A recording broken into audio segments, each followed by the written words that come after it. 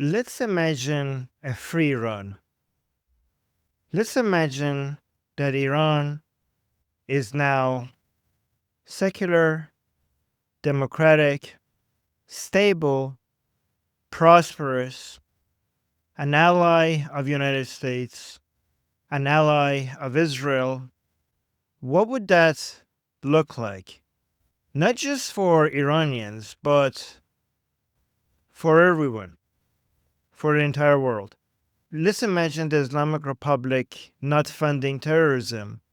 Let's imagine that not only a world without an Islamic regime in Tehran funding terrorism, but in its place, a government that reflects the people of Iran who is working alongside Israel, hunting down terrorists in the region.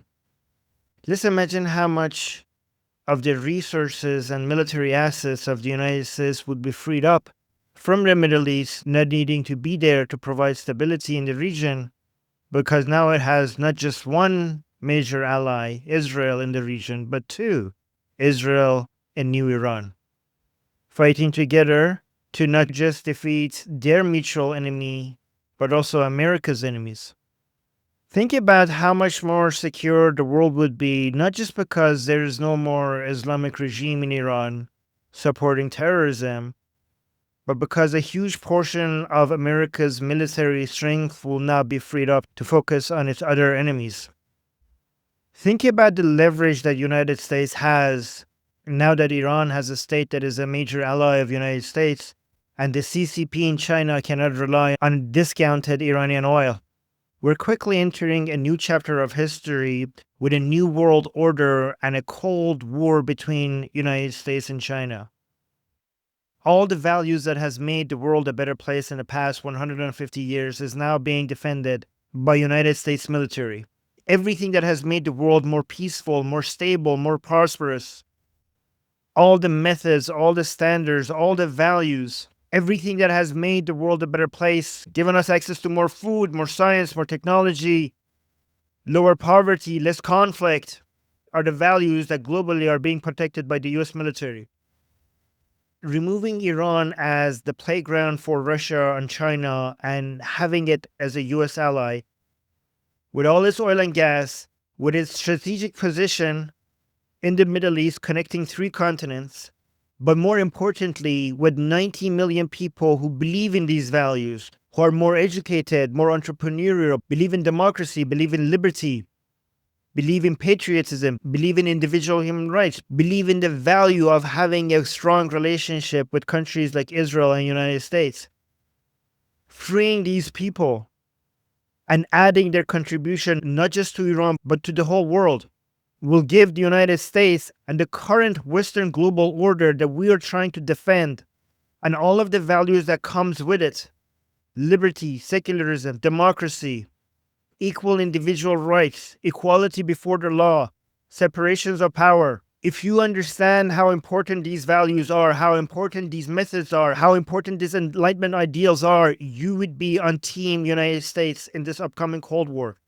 And switching the state governing Iran from an ally of the CCP towards the United States is a major leap forward in winning this battle.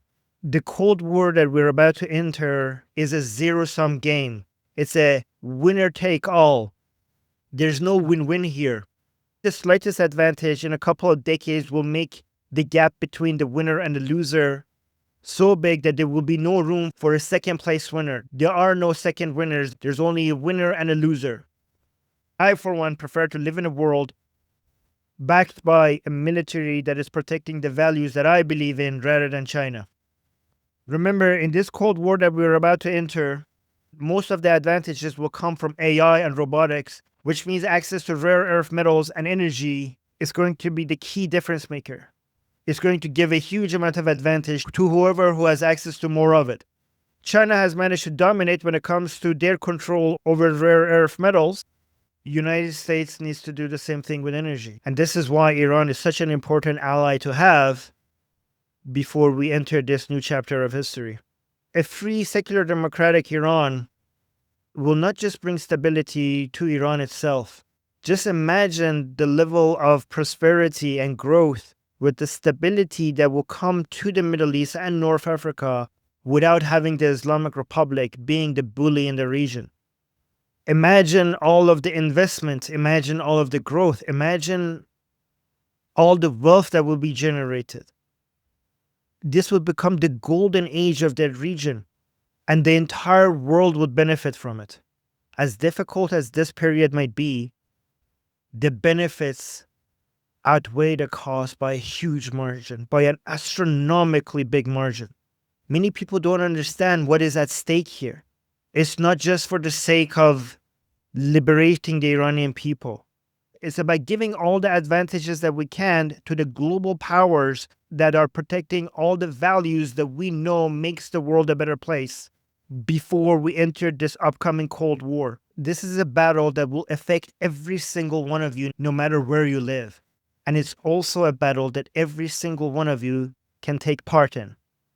You could all become soldiers in this battle because this is not just a military conflict. More than ever, this is information warfare. This is a battle of narratives. And that's why you, wherever you are in this world, can join this battlefield. And this is what I want to do if you join me.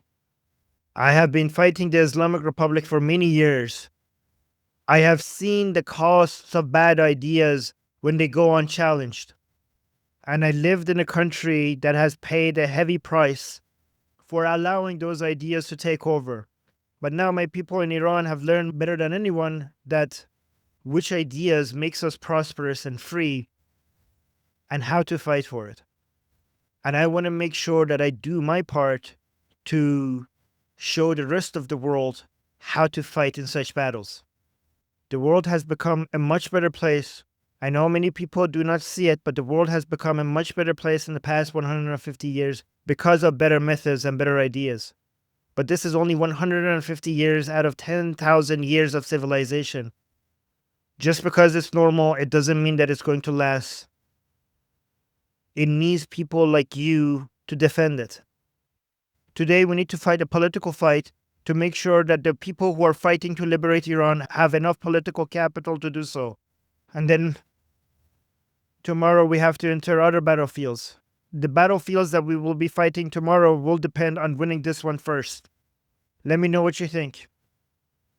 My name is Armin Navabi. I'm Israel Chai. Long live America. Javisha Payande Iran.